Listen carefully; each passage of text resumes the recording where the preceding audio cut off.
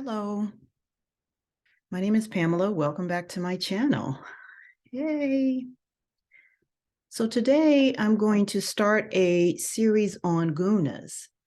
Gunas are magnificent yoga constructs. And on this channel, I'm trying to share different yoga tools and constructs. And so the gunas are the physical qualities or physical attributes that involve energetic forces that form the universe or all that is. So they're nature's three key forces, and we can use the gunas in yoga therapy in particular to assess what's going on with a person in their body. So if we're looking at it from a standpoint of nature's three key forces, and the qualities of nature and the natural world or the physical world, and then these are also a part of karma yoga, the action of yoga. And so the three gunas, or these three basic actions or kind of movements of physical qualities, are excuse me, rajas, tamas, and sattva. Rajas is an upward kind of action, tamas is a downward action, and sattva is a balance. So today I'm going to be talking about rajas, and in the following videos, I'll get into the other two gunas. But today I want to focus on rajas, and I just wanted to give a brief overview of what the gunas actually were before I dove into rajas. And so we're thinking of upward energy, upward action that we can do, or actions that can be completed with our expectations of a particular result. So we're doing an action to have a particular result. So rajas involves vitality, energy, high energy, breath, activity, passion. So this is where we move, we get things moving. So if we look at nature, if we're looking at the natural world and we take this construct of rajas, this energy allows a seed that you plant to grow, to sprout. It allows flowers to germinate. It allows food to bloom and grow and burst with color. So this vibration, if we're talking about energy, is definitely higher, right? So we're at a higher frequency. So if we're talking about the vitality of the breath, we're talking about the inhalation. So the full inhalation of pulling in energy, pulling it in, it gets you up. There's upward energy, upward movement and action. Rajas is what gets you up in the morning, gets you going. It could be the caffeine too, but rajas is a part of that. This is the energy of change, of transmutation. This is the energy of enthusiasm, passion, activity, confidence, to get things done, to get to an action that then gets you to a particular result. This energy is directed towards the future. How can I move towards this particular goal?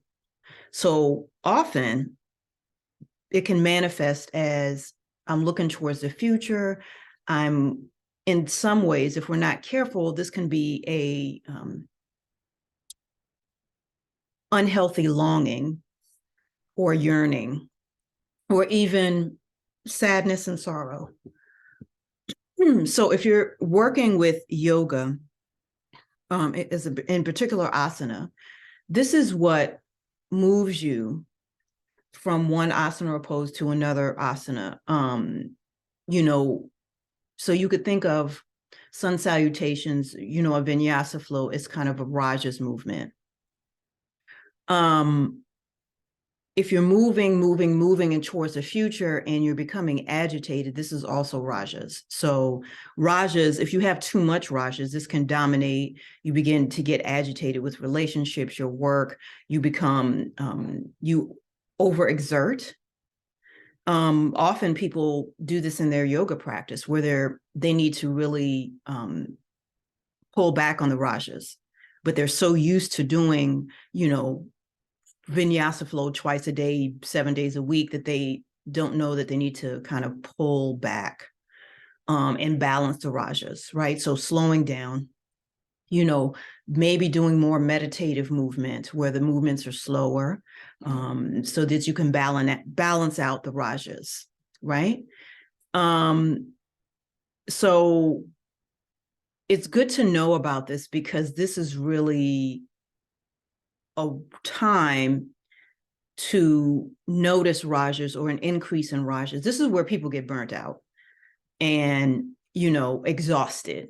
And because they're so used to being comfortable in the chaos that rajas can create, if we're not careful in balancing it, we tend to just keep going, keep going, keep going. And so this is a time to balance it out, slow down.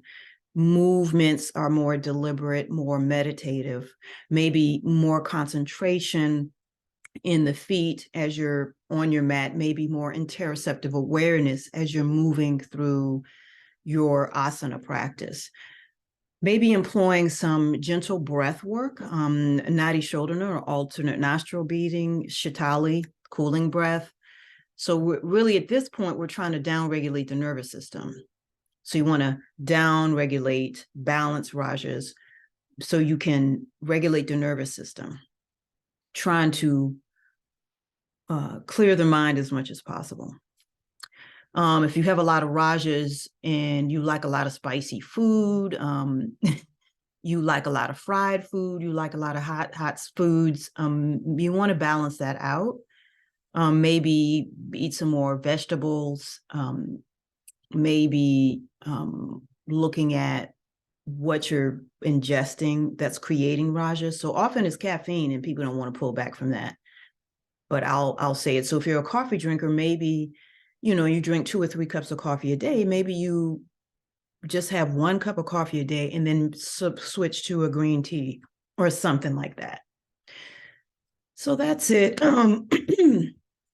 Just a few things, tips to balance out your rajas and to talk about what rajas actually is. And so in our next videos, we'll get into tamas and sattva gunas, but I hope this helped. And I hope you use some of the tips I've included here. If you're a more rajasic person, high energy person, maybe you can slow down, take it down a little bit. So just remembering rajas is this upward energy, up, up, up.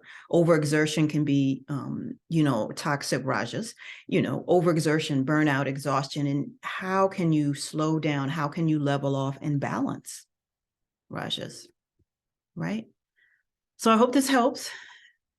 Thank you for watching. Be blessed.